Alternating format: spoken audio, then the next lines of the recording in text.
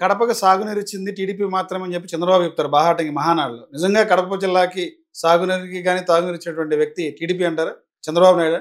చూడండి, చంద్రబాబు నాయుడు అనేది వ్యక్తి మరి ఒకసారి రాజశేఖర రెడ్డి గారు మన అసెంబ్లీ సమావేశాల్లోనే చెప్పడం జరిగింది. మరి ఆయనకు ఒక మునీశ్వరి యొక్క శాపం ఉందంట. మరి ఆయన ఏనాడు కూడా వాస్తవాలు నిజాలు మాట్లాడాడు. ఎప్పుడు కూడా అబద్ధాలే, అసత్యాలే మాట్లాడతాడు. మరి ఏనాడు ఆయన నిజం మాట్లాడతారో మరి ఆ రోజే మరి ఆయన తలకాయ 1000 ముక్కలు అవుతుందంట. అది ఒక మునీశ్వరి శాపం ఉందంట. అందుకే చంద్రబాబు నాయుడు ఎప్పుడు కూడా నిజం అనేది మాట్లాడు, కేవలం అసత్యాలు మాట్లాడతారు, ప్రజలను మభ్యపెట్టాడు.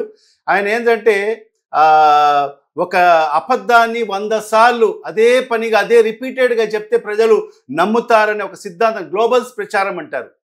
గ్లోబల్స్ని ఆదర్శంగా తీసుకొని మరి ఈరోజు చంద్రబాబు నాయుడు గారు ముందుకెళ్తున్నారు. అదే తరహాలో ఒక అబద్ధాన్ని 1000 సార్లు చెప్పి అది నిజమని ప్రజల చేత నమ్మించేగల ఏంటే సామర్థ్యం ఉన్న వ్యక్తి చంద్రబాబు నాయుడు. మరి అదే తరహాలో మరి ఈరోజు ప్రజల్ని కూడా మభ్యపెట్టి, ఎందుకంటే ఆయన పరిపాలన చూసిన తర్వాత కూడా మరి మరొకసారి ఆయనకు అధికారాన్ని కట్టబెట్టారంటే మరి ఏ స్థాయిలో ఆయన ఏదైతే అబద్ధాలని నిజాలుగా ప్రజల్ని నమ్మబలికాడో మన అందరికీ కూడా తెలిసిన విషయమే.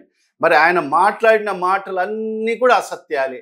మరి ఈ ప్రాంతానికి ఆయన చేసింది ఏమీ లేదు, ఆయన ఒరగబట్టింది ఏమీ లేదు. ఎవరిని అడిగినా చెప్తారు. 24 ఎన్నికల్లో కడప జిల్లాలో టీడీపీ జెండా పాతేమో రెపరెపలాడింది. 29 ఎన్నికల్లో పులివెందులు కూడా మాదే అని చెప్తారు. నిజంగా పరిస్థితి ఉంటుందంటారా? జిల్లా మొత్తం క్లీన్ స్వీప్ చేస్తూ ఉంటారు. నిజంగా అంత వాళ్ళకు నమ్మకం, అంత విశ్వాసం ఉంటే, నేను మొన్న ఒక టీవీ ఛానల్ వాళ్ళు కూడా అడిగినప్పుడు కూడా నేను చెప్పాను, ఇదే మహానాడు వేదికపై నుంచి దీన్ని రెఫరెండంగా తీసుకుంటాం. ఈరోజు ఈ ఉమ్మడి కడప జిల్లాలో 10 స్థానాలకు గాను 7 స్థానాలు వాడు మొన్న 2024లో గెలవడం జరిగింది. మరి ఆ గెలుపు కూడా ఏ విధంగా జరిగిందనేది ఈ రాష్ట్ర ప్రజలకు అందరికీ కూడా తెలిసిన విషయమే. ఏదో ప్రజలు ఓట్లు వేసి గెలిపించిన పరిస్థితి లేదు. కేవలం ఈవీఎం మిషన్లు ట్యాంపరింగ్ చేసి గెలిచిన పరిస్థితే మనందరికీ కూడా తెలిసిన విషయం. మరి ఈరోజు వాళ్ళకు అంత ఈ జిల్లా వాసులపైన నమ్మకం, విశ్వాసం ఉంటే ఆ 7గురిని రిజైన్ చేయించి ఎన్నికలకు వెళ్ళమనండి, రెఫరెండంగా తీసుకుంటాం. నిజంగా చెప్తున్నాను, డిపాజిట్లు కూడా గల్లంత అవుతాయి.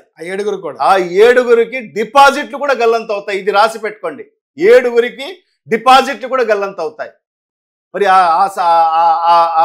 ఆ ప్రకటన చేయమనండి. మహానాడులో చేయలేడు, ఊరికే ఏదో మాట్లాడుకోవడం తప్ప మరి వాళ్ళు ఈ జిల్లాకు చేసింది ఏమీ లేదు. వాళ్ళు గెలిచింది కూడా ఏదో ప్రజల ఓట్లు వేసిన తర్వాత గెలిచిన గెలుపు కాదు ఇది.